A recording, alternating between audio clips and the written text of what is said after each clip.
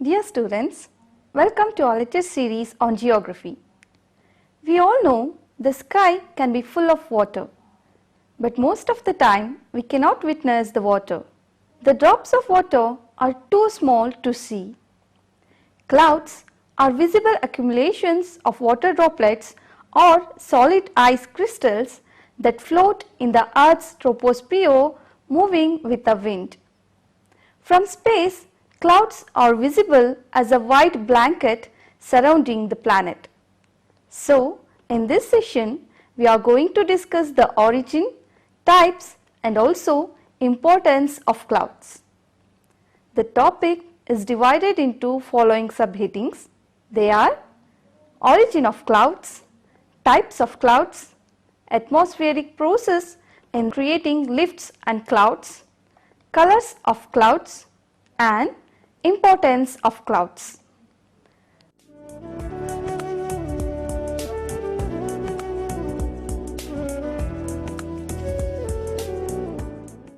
Coming to origin of clouds.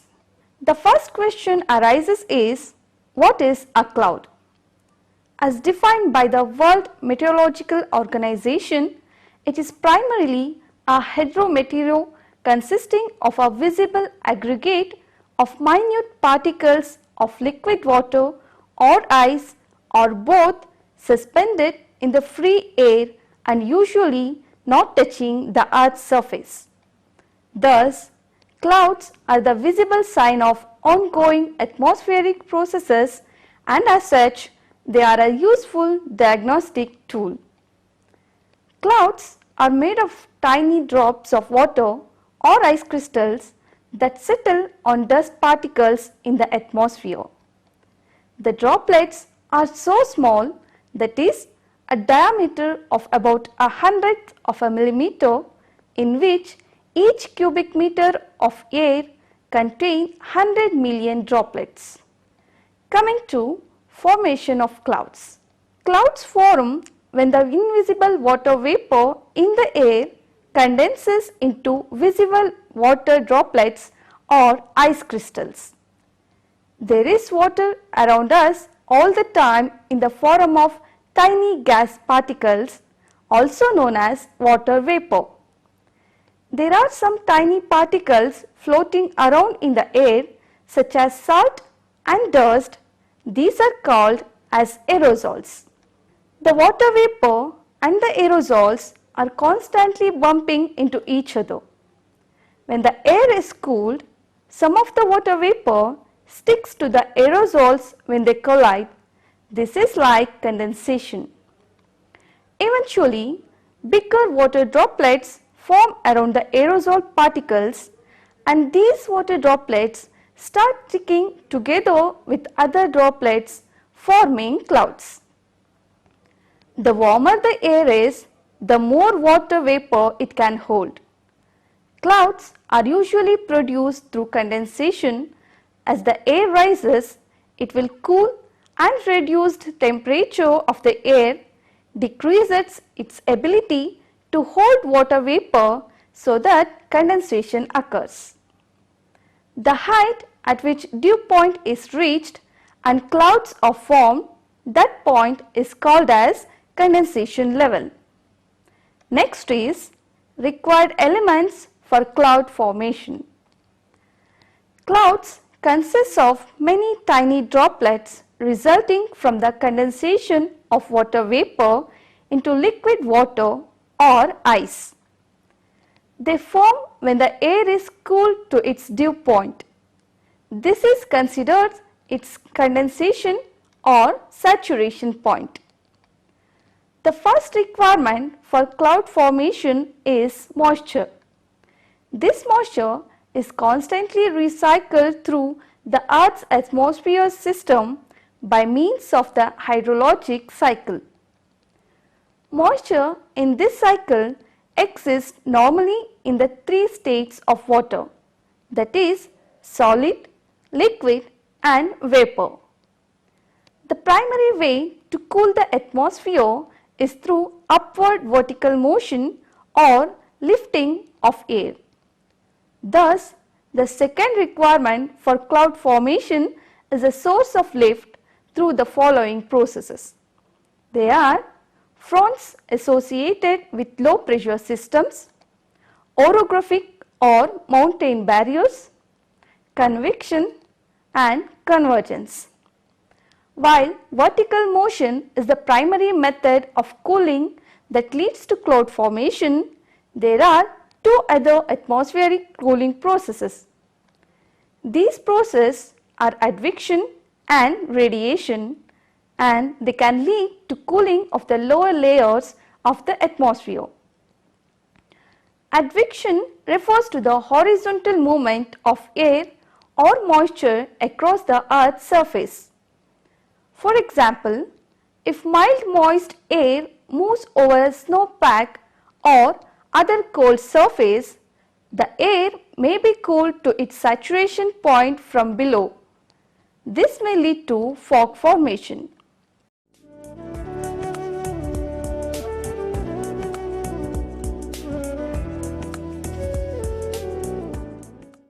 Now we shall move on to the types of clouds.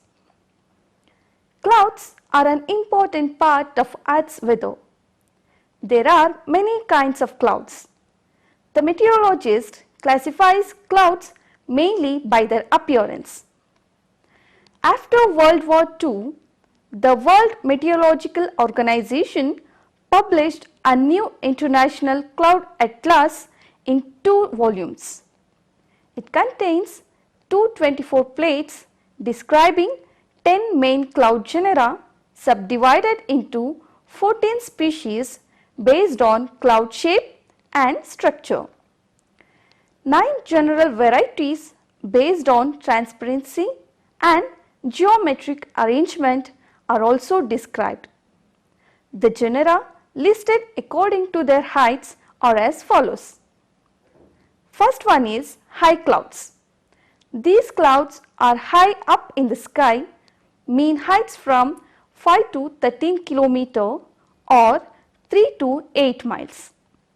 The important high cloud types are cirrus, cirrocumulus, cirrostratus. Next is middle clouds. Middle clouds are found between low and high clouds, mean heights 2 to 7 km or 1 to 4 miles. The following are some important middle clouds: altocumulus, altostratus and nimbostratus. Third one is low clouds. Low clouds form closer to Earth's surface. Low clouds can even touch the ground. Mean heights is 0 to 2 km or 0 to 1.2 miles. These clouds are called as fog, and they are stratocumulus, stratus, cumulus and cumulonimbus. Another way the clouds are named is by their shape. Cirrus clouds are high clouds. They look like feathers. Cumulus clouds are middle clouds. These clouds look like gained cotton balls in the sky. Stratus clouds are low clouds and they cover the sky like bed sheets. Heights given are approximate averages for the temperature latitudes. Clouds of each genus are generally lower in the polar regions and higher in the tropics. 4 principal classes are recognized when clouds are classified according to the kind of air motions that produce them. First one, layer clouds formed by the widespread regular ascent of air. Next is layer clouds formed by widespread irregular stirring or turbulence. Next is cumuliform clouds formed by penetrative convection, and orographic clouds formed by the ascent of air over hills and mountains. So, what are the causes for cloud formation? There are 5 factors which can lead to air rising, cooling and clouds formation. First one is surface heating. This happens when the ground is heated by the sun, which heats the air in contact with it, causing it to rise. The rising columns are often called thermals. Surface heating tends to produce cumulus clouds. Second one is topography forcing. The topography or shape and features of the area can cause clouds to be formed. When air is forced to rise over barriers of mountains or hills, it cools as it rises. Layered clouds are often produced by this way. Third one is frontal. Clouds are formed when a mass of warm air rises up over a mass of cold, dense air over large areas along fronts. A front is the boundary between warm, moist air and cooler, drier air. Fourth one is convergence. Streams of air flowing from different directions are forced to rise where they flow together or converge. This can cause cumulus cloud and showery conditions. Last one is turbulence. A sudden change in wind speed with highest creating turbulent dynamics in the air. The range of ways in which clouds can be formed and the variable nature of the atmosphere results in an enormous varieties of shapes, sizes and textures of clouds.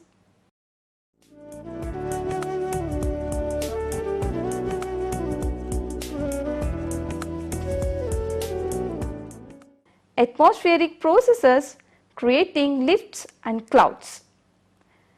Since cold air sinks and warm air rises, clouds that form in an unstable environment tend to be lumpy or globular in appearance. These clouds will resemble bubbles in a pot of boiling water.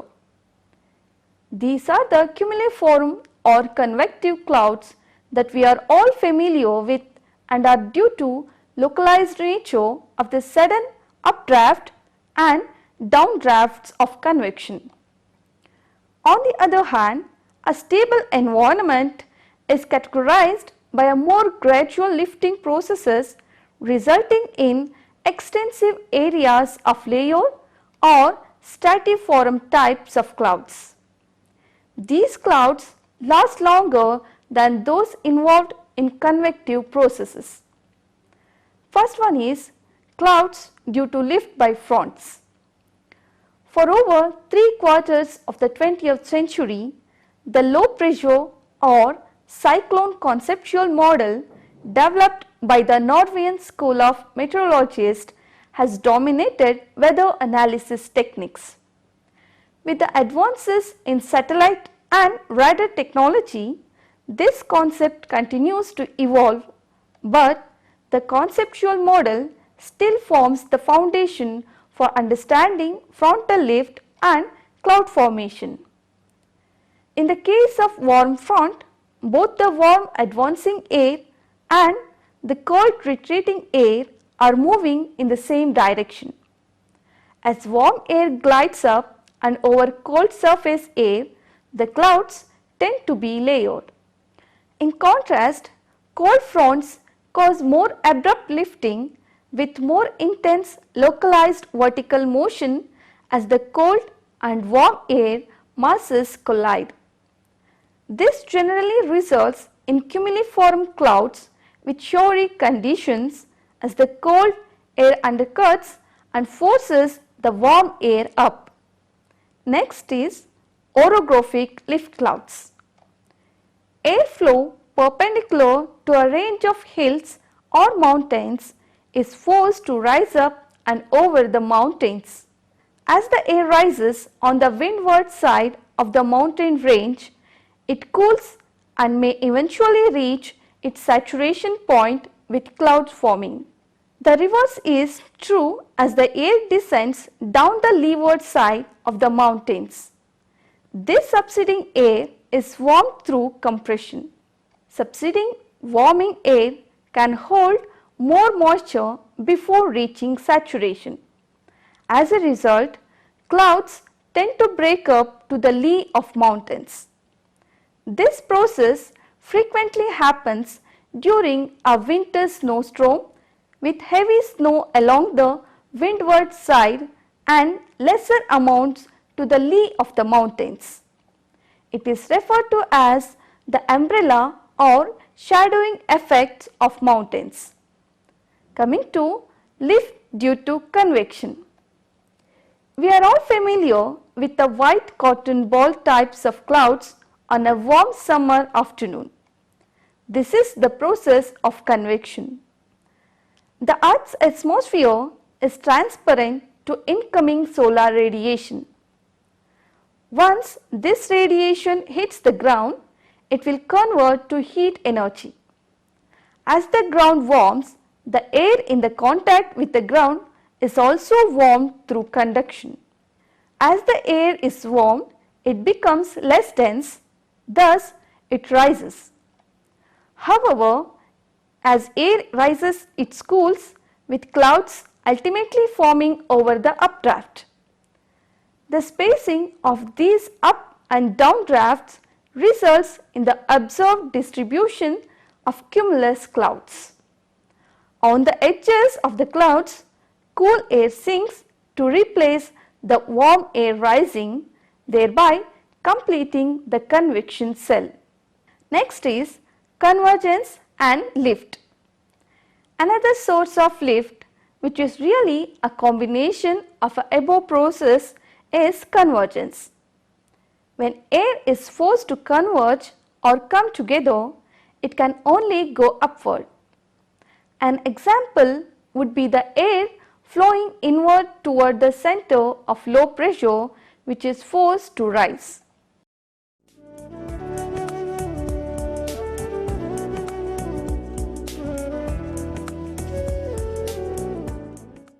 Next is colors of clouds.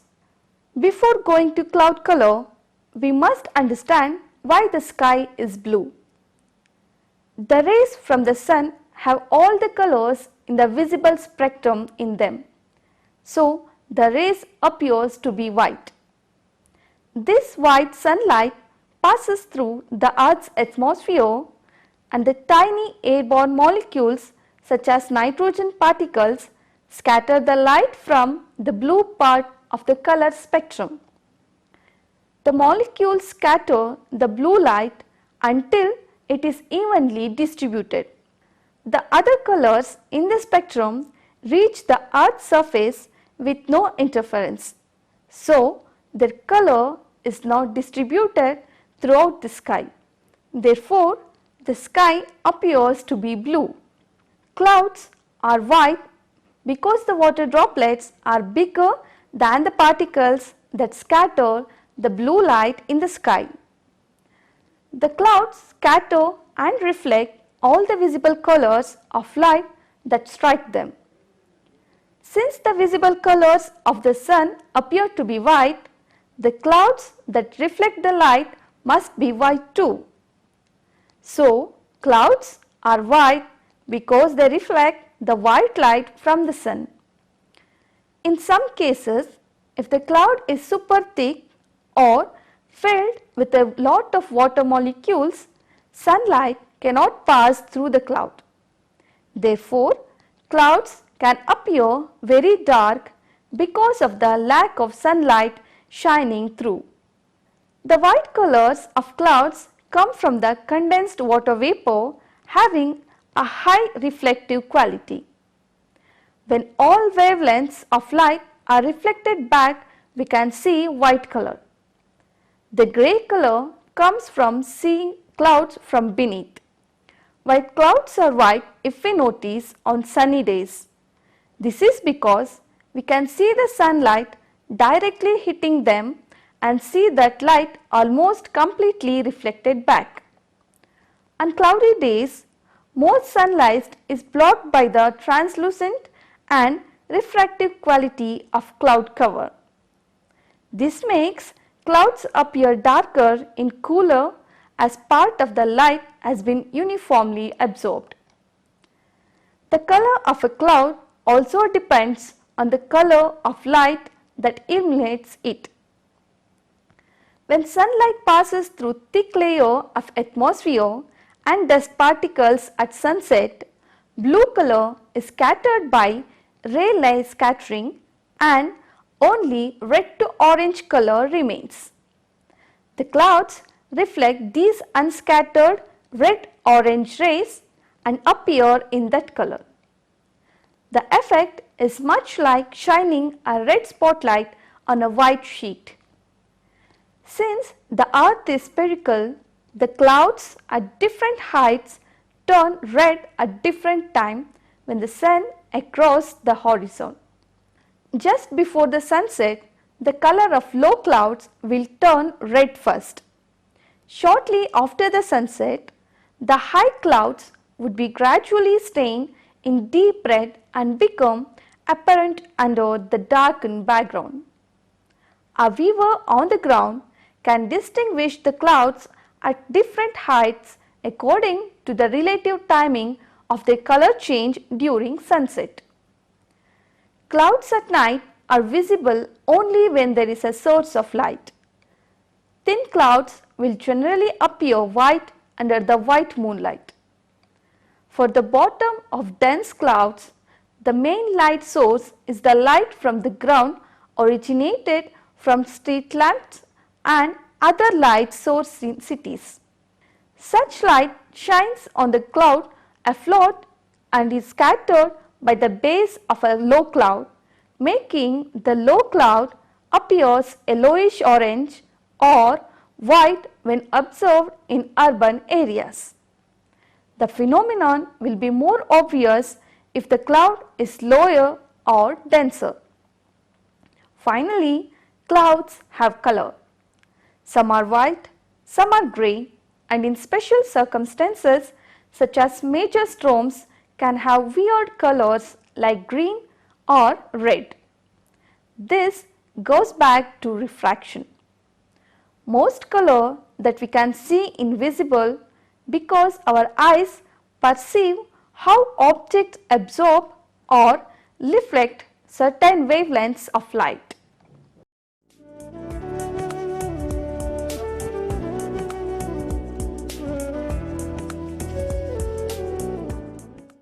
Coming to importance of clouds. Clouds are essential to the Earth's atmosphere system. Clouds complete the following functions. Clouds help to regulate Earth's energy balance by reflecting and scattering solar radiation and by absorbing Earth's infrared energy. They are required for precipitation to occur and hence are an essential part of hydrologic cycle. Clouds indicate what type of atmosphere processes are occurring. Clouds help to redistribute the extra heat from the equator towards the poles. Clouds are important for many reasons. Rain and snow are two of those reasons. At night, clouds reflect heat and keep the ground warmer. During the day, clouds make shade that can keep us cooler. Clouds are an important part of our atmosphere and they have a critical role in controlling the amount of sun's energy that reaches the Earth's surface. Clouds can have a cooling effect on the atmosphere which contracts increases in temperature caused by climate change. Understanding exactly how clouds impact on our climate and ensuring that we can accurately model the current role and extent of clouds is critical to determine how any changes in climate will affect clouds and how clouds will affect climate in the future. In order to predict the climate several decades into the future, we need to understand many aspects of the climate system. One being the role of clouds in determining the climate sensitivity to change. Clouds affect the climate, but changes in the climate in turn affect the clouds. This relationship creates a complicated system of climate feedbacks in which clouds modulate Earth's radiation and water balances. Clouds are an important part of the water cycle. The water cycle is the movement of water from the earth into the sky and then back to the earth again. The sun heats water on the surface of the earth and causes it to evaporate. Evaporation is the process when water moves from liquid to vapor form. Water vapor is made up of tiny water droplets in the air. Water can also move into the air through transpiration. The greenhouse effect is not only produced by the greenhouse gases. Clouds absorb long wavelength radiation from the surface of the earth and radiate some of it back down. In addition to this, absorption and re-radiation of infrared radiation from the earth's surface, they may simply reflect it back to the surface. Clouds also have a major role in reflecting some of the sun's short wavelength radiation back into the space. Thus, clouds share a role with the greenhouse gases and also share a role with the ice and snow fields on the high latitudes. A cloud is a large collection of very tiny droplets of water or ice crystals. The droplets are so small and light that they can float in the air. All air contains water, but near the ground it is usually in the form of an invisible gas called water vapor. When warm air rises, it expands and cools. Cool air cannot hold as much water vapor as warm air, so some of the vapor condenses onto tiny pieces of dust that are floating in the air and forms a tiny droplets around each dust particle. When billions of these droplets come together, they become a visible cloud. Clouds are important in weather forecasting and also play an important role in hydrological cycle. So students, hope you all enjoyed the session. Thank you for listening to this lecture. We will meet in the next episode. Until then, take care. Thank you.